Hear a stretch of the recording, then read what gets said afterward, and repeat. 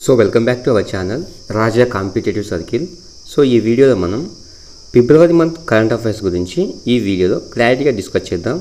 మనం మేజర్గా ఈ కరెంట్ అఫైర్స్ టాపిక్లలో మెయిన్గా ఏ టాపిక్స్ని కవర్ చేయాలో ఈ వీడియోలో క్లారిటీగా డిస్కస్ చేద్దాం.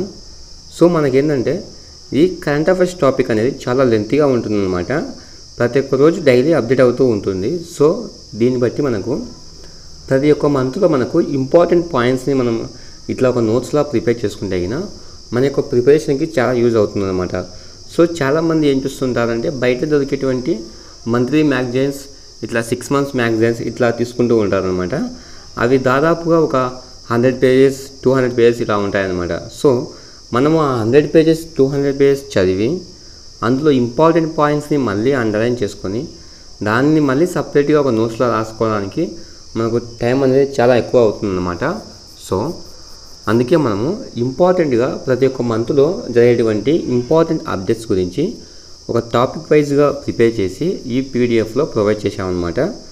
సో ఈ పీడిఎఫ్లో ఏ టాపిక్స్ కవర్ అయ్యాయంటే మనకు appointments, awards, index and rankings, summits and conference and meetings, defence in news, science and technology and space in news, sports in news, national and international news, important days and important themes అన్నమాట. అదేవిధంగా మనకు 2025 ఫిబ్రవరి మంత్లో union budget కేంద్ర ప్రభుత్వం బడ్జెట్ని ప్రవేశపెట్టింది కదా. So ఆ బడ్జెట్ గురించి డీటెయిల్స్, దానితో పాటుగా ఈ ఫిబ్రవరి మంత్లో వదిలినటువంటి ఇంపార్టెంట్ బుక్స్ మరియు వాటి యొక్క ఆథర్ ఎవరో కూడా ఈ పీడిఎఫ్లో క్లారిటీగా ఎక్స్ప్లెయిన్ చేయడం జరిగిందనమాట. సో ఓన్లీ ఫిబ్రవరి మంత్ అనే కాదు, ప్రతి ఒక్క మంత్ కూడా మనము ఇట్లా ఆల్రెడీ మన దగ్గర జనవరి మంత్, ఫిబ్రవరి మంత్, మార్చి మంత్ పీడిఎఫ్స్ కూడా రెడీగా ఉన్నాయన్నమాట. సో ఈ పీడిఎఫ్స్ అన్నిటినీ మన రాజా కాంపిటేటివ్ సర్కిల్ టెలిగ్రామ్ ఛానల్లో ఈ పీడిఎఫ్ని ఎలా పొందాలో క్లారిటీగా ఎక్స్ప్లెయిన్ చేశాను అనమాట. సో ఒకసారి మన టెలిగ్రామ్ ఛానల్లో చూడండి. ఆ టెలిగ్రామ్ ఛానల్ యొక్క లింకును ఈ వీడియో యొక్క డిస్క్రిప్షన్లో ఇస్తాను, ఒకసారి చూడండి, మీకే అర్థమవుతుంది. సో మనకు మెయిన్గా ఈ అపాయింట్మెంట్స్ అనమాట, అంటే ప్రతి ఒక్క నెలలో జరిగేటువంటి కేంద్ర కానీ రాష్ట్ర ప్రభుత్వం కానీ మనకు ఇంటర్నేషనల్ లెవెల్లో కానీ జరిగేటువంటి కొత్తగా జరిగేటువంటి నియామకాలు, అదేవిధంగా అవార్డ్స్ అనమాట. సో మనకు ఈ అవార్డ్స్లో ముఖ్యంగా స్పోర్ట్స్ అవార్డు కానీ, ఇట్లా పద్మశ్రీ అవార్డ్స్, పద్మ అవార్డ్స్ కానీ, లేదంటే కేంద్ర సాహిత్య అవార్డులు కానీ, ఇట్లా ప్రతి ఒక్క అవార్డుల గురించి కూడా ఆ మంత్లో జరిగేటువంటి అవార్డుల గురించి కూడా క్లారిటీగా ఎక్స్ప్లెయిన్ చేయడం జరిగిందనమాట. సో ఆ అవార్డులు ఎవరికి వచ్చాయి, వారు ఏ రంగంలో ప్రసిద్ధులో కూడా ఎక్స్ప్లెయిన్ చేయడం జరిగింది.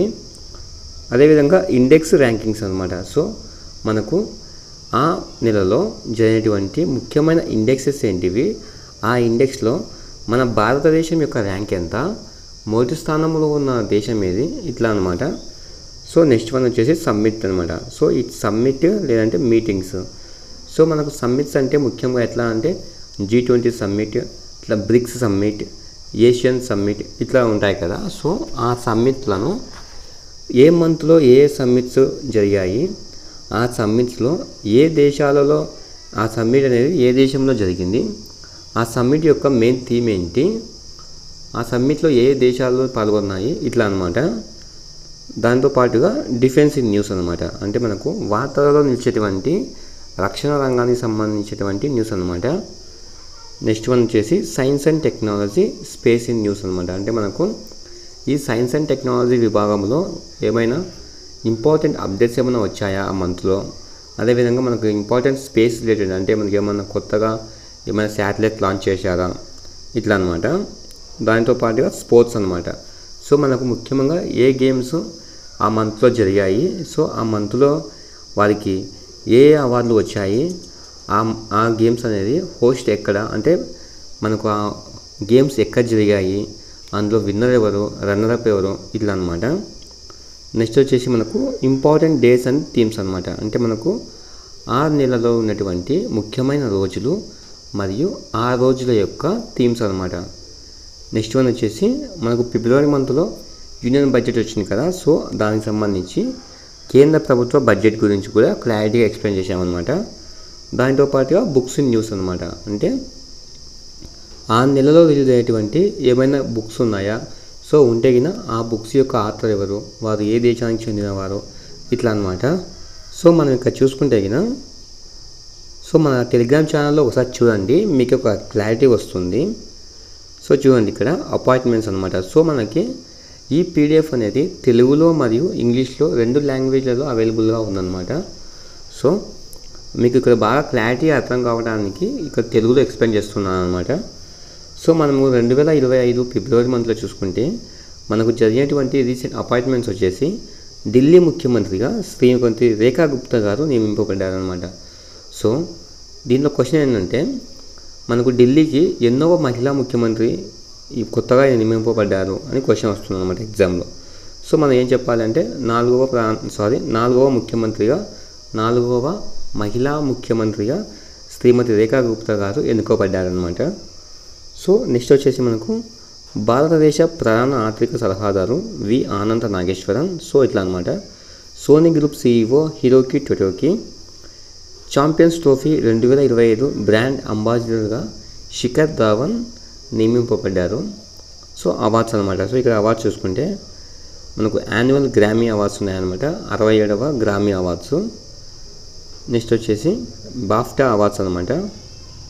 నెక్స్ట్ వన్ వచ్చేసి ఇండెక్స్ ర్యాంకింగ్స్ అనమాట. సో ఇండెక్స్ ర్యాంకింగ్స్లో corruption perception index, world bank's logistic performance index, Times women of the year, summit అనమాట. సో సమ్మిట్ అనేది మనకు బిమ్స్టెక్ యూత్ సమ్మిట్ 2025 ఎక్కడ జరిగింది అంటే మనకు గాంధీనగర్ గుజరాత్లో జరిగింది అట్లా అనమాట. So 9th Asia economic dialogue ఏ రాష్ట్రంలో జరిగింది ఇట్లా. నెక్స్ట్ వచ్చేసి డిఫెన్స్ ఇన్ న్యూస్ అనమాట. మనకు భారత సైన్యం మరియు మాల్దీవులు జాతీయ రక్షణ దళ మధ్య 13వ ఎడిషన్ ఉమ్మడి సైనిక వ్యాయామం ఎక్వేరియన్ ద్వీప సమూహంలో ప్రారంభమైందనమాట. సో ఇట్లా అనమాట డిఫెన్స్కు సంబంధించినటువంటి ముఖ్యమైన న్యూస్ల గురించి కూడా ఈ పీడిఎఫ్లో క్లారిటీగా ఇవ్వడం జరిగిందనమాట. సో సైన్స్ అండ్ టెక్నాలజీ అనమాట. సో ఈ సైన్స్ అండ్ టెక్నాలజీలో ఇవి ఇంపార్టెంట్ పాయింట్స్ అనమాట మనకు ఫిబ్రవరి మంత్లో. సో జొమాటో AI ఆధారిత కస్టమర్ సపోర్ట్ ప్లాట్ఫామ్ను నగ్గెట్ అని పరిచయం చేసిందన్నమాట కొత్తగా. నెక్స్ట్ వచ్చేసి మనకు స్పోర్ట్స్ ఇన్ న్యూస్ అనమాట. మనకు వార్తల్లో నిలిచేటువంటి ముఖ్యమైనటువంటి క్రీడా సమాచారం అనమాట. సో ఇక్కడ చూసుకుంటే టాటా స్టీల్ మాస్టర్స్ 2025 టైటిల్ని నెదర్లాండ్స్లోని విజ్క్ ఆన్ జీలో జరిగిన ఫైనల్ మ్యాచ్లో భారత grand master R Praggnanandhaa champion of the ప్రపంచ ఛాంపియన్ అయినటువంటి డి గుకేష్ గారిని ఓడించారనమాట. సో ఇట్లా అనమాట. అదే మనం ఇక్కడ చూసుకుంటే BCCI అవార్డ్స్ అనమాట. సో ఇక్కడ BCCI అవార్డ్స్ చూసుకుంటే బెస్ట్ ఇంటర్నేషనల్ క్రికెటర్ ఎవరు, BCCI స్పెషల్ అవార్డు ఎవరు, ఇట్లా BBC అవార్డ్స్ అనమాట. సో ఈ BBC అవార్డులో మనకు BBC emerging athlete of the year ఎవరు అంటే శీతల్ దేవి ఇట్లా. నెక్స్ట్ వన్ వచ్చేసి 38 నేషనల్ గేమ్స్ ఎక్కడ జరుగుతాయి, ఉత్తరాఖండ్, దాని యొక్క మోటో ఏమిటి, అందులో ఉన్నటువంటి అక్కడ మనకు గేమ్లో ఏ టీంకు ఎక్కువ మెడల్స్ వచ్చాయి, ఫస్ట్ ప్లేస్ ఏ టీంకి, సెకండ్ ప్లేస్ ఏ టీంకి ఇట్లా అనమాట. నెక్స్ట్ వన్ వచ్చేసి నేషనల్ అండ్ ఇంటర్నేషనల్ న్యూస్ అనమాట. సో మనకు ముఖ్యంగా జరిగినటువంటి నేషనల్ అండ్ ఇంటర్నేషనల్ న్యూస్ అనమాట. సో ఇక్కడ చూసుకుంటే మధ్యప్రదేశ్లోని రేవాడి జిల్లాలోని గోవింద్గఢ్ ప్రాంతంలో భారతదేశపు మొట్టమొదటి తెల్లపుల్ల పెంపకాన్ని కేంద్రం ఏర్పాటు చేయాలనే ప్రతిపాదనను పర్యావరణ అటవీ మరియు వాతావరణ మార్పుల మంత్రిత్వ శాఖ సెంట్రల్ జూ అథారిటీ ఆమోదించిందనమాట. సో ఇట్లా అనమాట. సో క్లారిటీగా ఎక్స్ప్లెయిన్ చేయడం జరిగిందనమాట. దీంట్లో మనకు ఫిబ్రవరి మంత్లో జరిగినటువంటి ఇంపార్టెంట్ డేస్, ఇంపార్టెంట్ థీమ్స్ అనమాట. సో మనకు 2nd ఫిబ్రవరిన వరల్డ్ వెట్లాండ్స్ డే జరుపుకుంటాము, అంటే ప్రపంచ చిత్తడి నేల దినోత్సవం అంటాం కదా. సో దీన్ని సెలబ్రేట్ చేసుకుంటాం అనమాట. సో దీని యొక్క థీమ్ వచ్చేసి protecting wetlands for our common future అనమాట. నెక్స్ట్ వన్ వచ్చేసి world cancer day, next national science day ఇట్లా అనమాట. దాని తర్వాత యూనియన్ బడ్జెట్ సంబంధించింది అనమాట. సో ఇట్లా అనమాట. నెక్స్ట్ వచ్చేసి మనకు బుక్స్ ఇన్ న్యూస్ అనమాట. అంటే మనకు ఫిబ్రవరి మంత్లో ఏ బుక్స్ని కొత్తగా ఏర్పాటు చేశారు, వాటి యొక్క ఆథర్స్ ఎవరు అంటే life on Mars and collector stories అనే బుక్ను నమితా గోఖలే గారు రచించారనమాట. Next one the new icon Savarkar and the facts Arun Shourie గారు ఈ బుక్ను రచించారనమాట. సో ఈ విధంగా ఇట్లా ప్రతి ఒక్క మంత్లో ఈ కరెంట్ అఫైర్స్ టాపిక్ని సింపుల్గా గుర్తుపెట్టుకోవడానికి ఇట్లా టాపిక్ వైజ్గా మనం పీడిఎఫ్ని చేయడం జరిగిందనమాట. సో ఈ పీడిఎఫ్ని మన రాజా కాంపిటేటివ్ సర్కిల్లో ఎలా మీరు ఈ పీడిఎఫ్ని పొందాలో క్లారిటీగా ఎక్స్ప్లెయిన్ చేయడం జరిగిందనమాట. సో మీరు ఈ మన టెలిగ్రామ్ గ్రూప్లో జాయిన్ అయ్యి మీకు ఏమైనా డౌట్స్ ఉంటే అయినా అక్కడ కామెంట్ చేయండి. ఓకే ఫ్రెండ్స్, ఇంకా మన ఛానల్ని ఎవరైనా సబ్స్క్రైబ్ చేసుకోకుండా అయినా ఇప్పుడే మన ఛానల్ని సబ్స్క్రైబ్ చేసి ఒక చిన్న లైక్ చేయండి.